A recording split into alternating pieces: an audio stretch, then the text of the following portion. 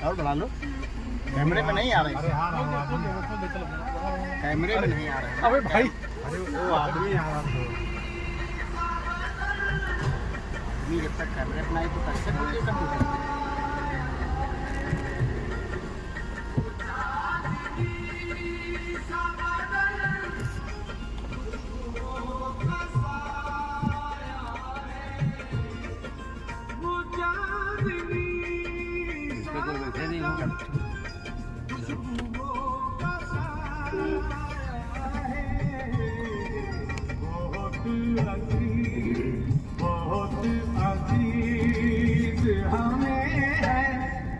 मंगल पर आया है। इतना तेज मत बजाओ, कम करो और थोड़ा कम कर दो फोन की आवाज। चोरी के उद्देश्य से बाहर निकले और चोरी करने की पूरी योजना उन्होंने बनाई। आगे आगे चलते चलते चलते कुछ दूर पर एक धार्मिक प्रवचन हो रहा था। धार्मिक प्रवचन का मतलब भगवान का पाठ हो रहा था।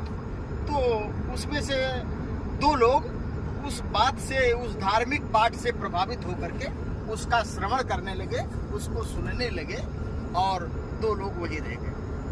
दो लोग जो बचे थे वे विभिन्न गांवों में जा करके अलग अलग गांवों में चोरी की योजना बनाई और चोरी करने का प्रयास करने लगे। लेकिन यहाँ पर कुछ प्रवृत्ति बिल्कुल उल्टी होती है। जो धार्मिक प्रवचन सुन रहे थे उनके मन में ये मनोदशा चल रही थी कि देखिए हम लोग बेवकूफ बने यहाँ पर बैठे हुए हैं और जो हमारे साथी दो अलग दिशा में गए हैं चोरी करने के उद्देश्य से, वे अपने बच्चों के भरण पोषण के लिए इंतजाम कर रहे हैं और हम लोग यहाँ पर बैठे बेकार में इस बातों को सुन रहे हैं और वो लोग अपने बच्चों का इंतजाम कर रहे हैं। ये यहाँ की बात थी जो जहाँ प्रवचन हो रहा था और जो दो जो रुके थे वो सुन रहे थे, उनकी ये मनोदशा थी। अब वहाँ की मनोदशा का विवरण हम आपको बताते हैं जहाँ पर वो लोग चोरी करने गए थे।